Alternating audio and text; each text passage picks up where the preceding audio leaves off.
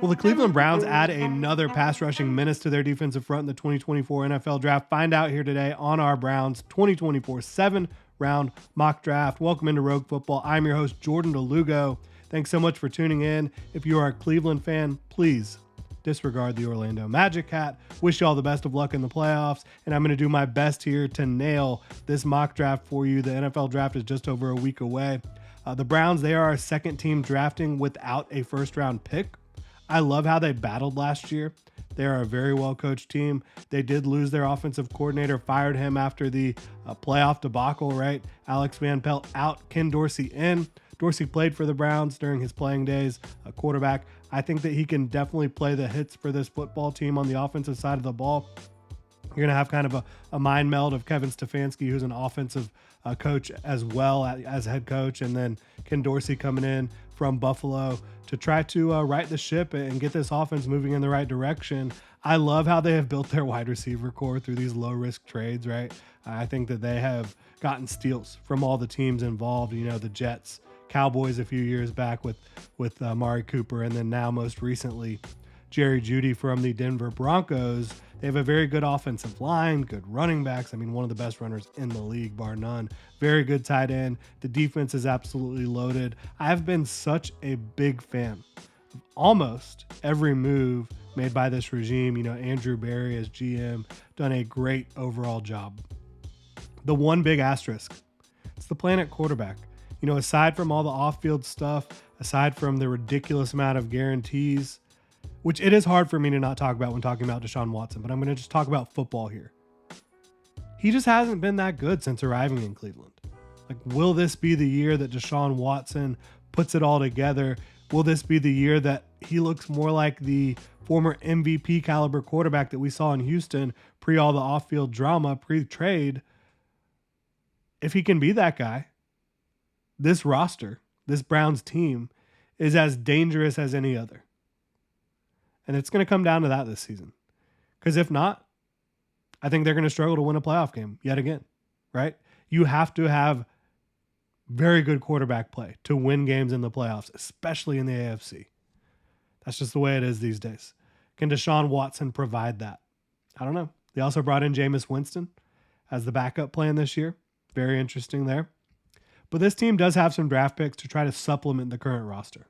We're going to go ahead and dive into that now. If you enjoy the content here, please like, subscribe, hit that notification bell. Really appreciate y'all being here. So at 54 overall, that is the Browns' first pick in this draft. 54 picks in before they get to make their selection. Maybe they trade up, but they don't have a ton of draft capital. So I think they're probably sticking at 54 and making a pick here. And as I mentioned in the intro, adding another pass rusher, defensive lineman, Michael Hall Jr., keeping it in-state, Ohio State star coming over to play for the Cleveland Browns. This is the type of move I love. This is the type of landing spot I love for Michael Hall because he's not an immediate three-down player, in my opinion. I do think he needs to improve against the run and his consistency overall. But you talk about a rotational interior defensive lineman that absolutely adds juice to your pass rush. Michael Hall Jr. does that, and he does that in a big way. He's 6'3", 299 pounds, 33.5-inch arms, 4'7", 540. Like, he is an elite athlete on the interior, but he's not just an athlete. He's a guy that has a bag of pass rush moves. He has an arsenal.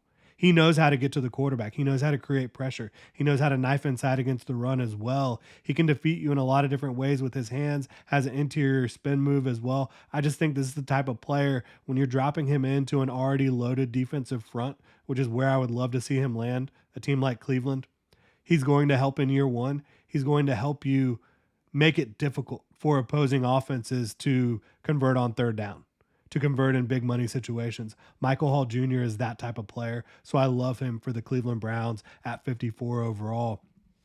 At 85 overall, the Browns, even though they have built their wide receiver core, they have three really good guys and some good depth behind them. They do have some expiring contracts, right? So I think adding another wide receiver at some point, you know, in the first few picks that they have, and after 85, they don't have another pick till 156 overall. So I think adding a wide receiver here makes a lot of sense with the depth of this class. This is a team that's shown they can take on some risk. And because they have three receivers, they don't need this player to come in and immediately be a major factor. They can take a little risk.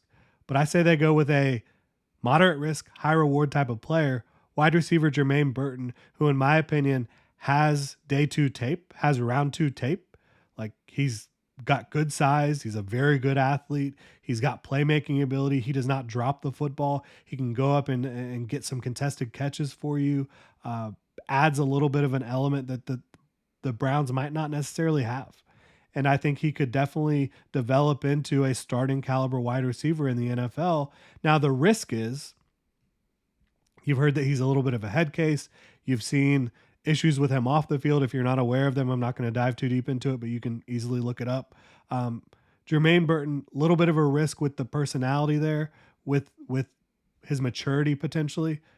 But on the field, this guy's a day two pick all day. And so I think the Browns could take advantage at 85 overall in the third round and get a guy who probably has the talent to go much earlier in the draft.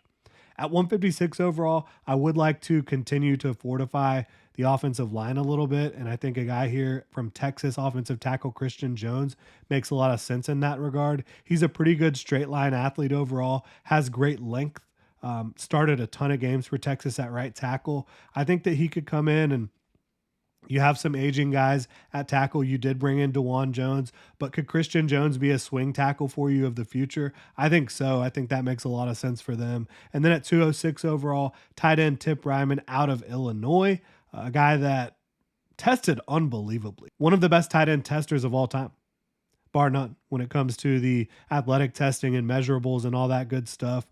He's a load. He's over 270 pounds. He's going to be able to come in and be an impact blocker for you pretty much immediately. I think he complements what you have very well in David Njoku. So I like the idea of bringing him in, late round pick, a guy that can be a blocker. He did some nice things as a receiver for Illinois. I don't think he has the most reliable or natural hands, but as a guy who comes in as a Y tight end, makes a lot of sense. At 227 overall, I think the Browns could continue to add linebacker depth. Kalen DeLoach, not the biggest linebacker. In fact, one of the smallest that I've ever seen. But coming out of Florida State, this is a guy that can help you on special teams. And as a late round pick linebacker, you've got to be able to get the job done on special teams. And the Browns, we've seen them bring in lighter linebackers. Like Jeremiah Owusu-Koramoah. Ever heard of him?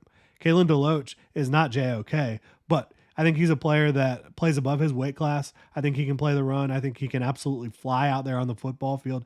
At very worst, I think he can be a core special teamer for you. At best, I think he could be a rotational linebacker, maybe a sub-package guy for you. Who knows where he can develop, but a guy that I like the tape and I like what he brings to the team despite being a little undersized at linebacker. At 243 overall, Matt Lee out of Miami, he's just too good to pass up on at this point. He played center for them, a guy that is a very good athlete overall from a testing perspective, and I just think he's a high floor type of player that could come in and provide some depth along the interior of the offensive line. Not the biggest dude, so I don't know that he will be able to play guard at the NFL level, but as a depth piece on your interior, I think you could feel very good about him, and I think he has starting potential in the NFL at center. So that'll do it for this Browns mock draft, right? You go add a guy who, in my opinion, again, can absolutely generate more juice for you on third down, provide a lot of talent to that defensive line rotation at 54 overall,